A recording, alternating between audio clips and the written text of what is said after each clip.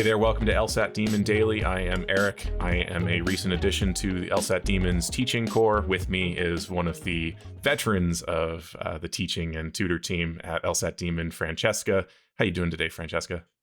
I'm great, thanks. I don't know if I'd call myself a veteran, but I guess as more people go off and do law school and join the real world, maybe I'll be getting up there. How are you doing, Erik? I'm doing well. Yeah, that is the inspiring thing as a new teacher with the Demon, to see those that came before going off to Harvard and Yale and all sorts of amazing schools that I can only aspire to. Absolutely. It's very inspiring for sure.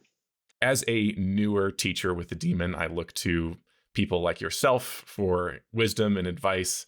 And recently in our Slack chat, you had brought up something that you see as kind of a red flag that you learned to look for early on in students that you work with.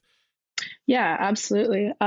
It's funny that you bring up being a new teacher tutor, because I remember that a big thing that I was feeling when I first started out with the Demon was I had this sort of fear of, when I went into tutoring sessions, that the students that I was tutoring were just going to be going through the questions more quickly than me, that they would understand what was going on more quickly than me, and that'd be sort of left in the dust. And I always wanted to know the questions in advance so that I could prepare that, so that that wouldn't happen.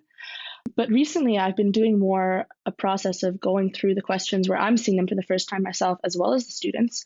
And I've noticed that what I used to think of as my worst nightmare, which is that the student would go through the question more quickly than me, is actually kind of a red flag that I look for now, because it's really a big sign that if the student is reading through the question and jumping into the answer choices more quickly than me, and I'm still thinking, oh my gosh, I didn't understand anything of that passage, we need to go through that again, the odds are that they don't fully understand it themselves either.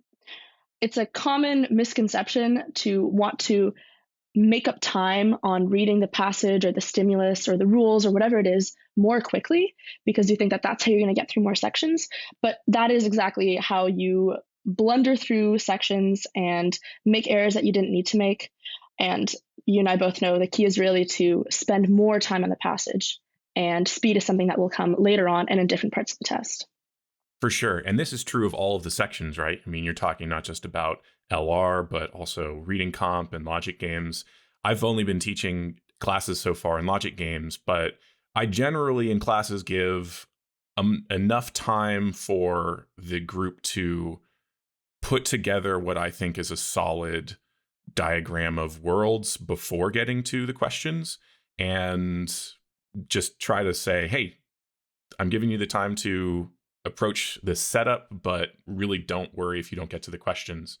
And yeah, I have to imagine that those who actually do take the 6 or 7 minutes or whatever it is that I give in class to get through all of the questions in like a level 4, level 5 game probably didn't take the time to get through their setup in a helpful and meaningful way. Exactly. And it's very much the same on logical reasoning and reading comprehension, which are two classes that I teach. Shameless plug. Fridays, 2:30 to 3:30 Eastern for RC workshop, and then 5 to 6 p.m. Eastern for my Argue Like a Lawyer class for LR.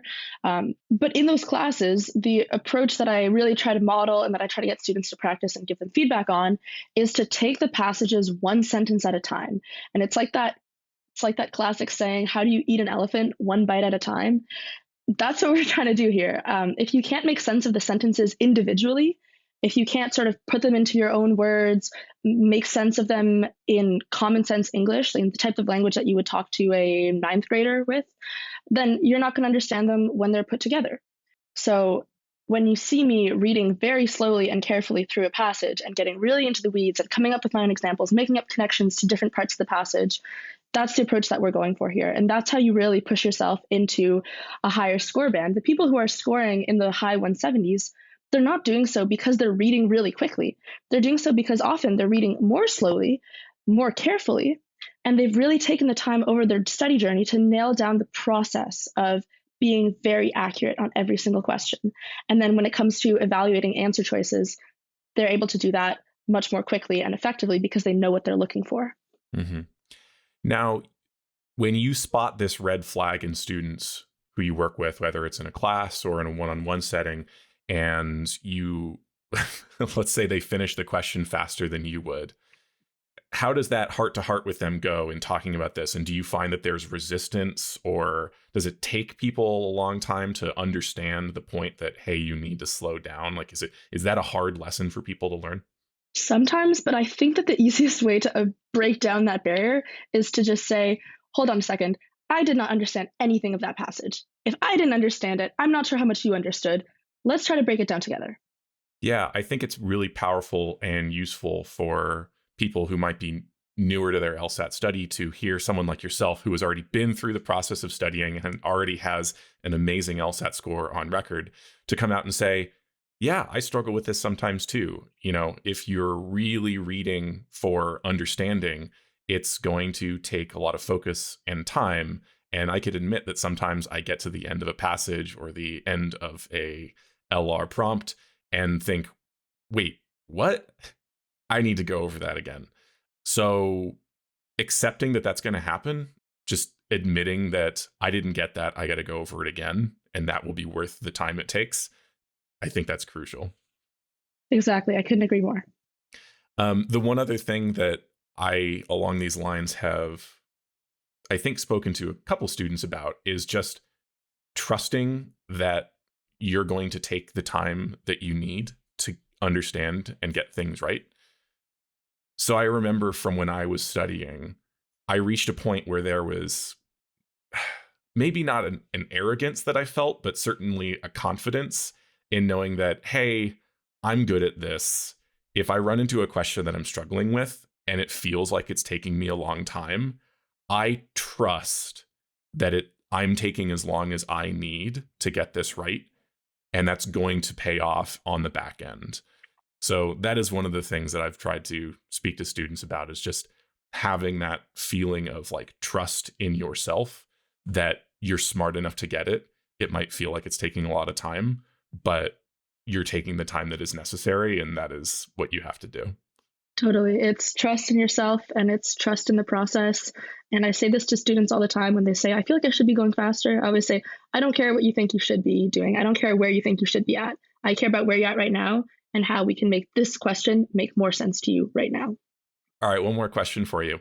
As someone who has been through the process of studying for the LSAT, has already got a really good LSAT score and is now teaching it, do you still ever find yourself worried about time? That's a good question. Is there any part of you that is still like, oh crap, this is taking me a long time?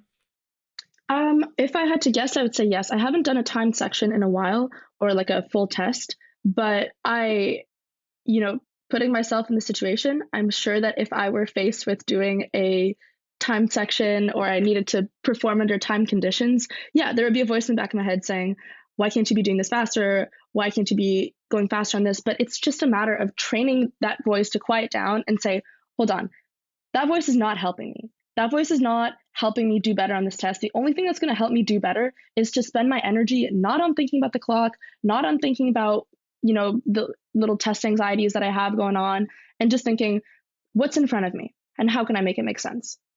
That's all there is to it. All right.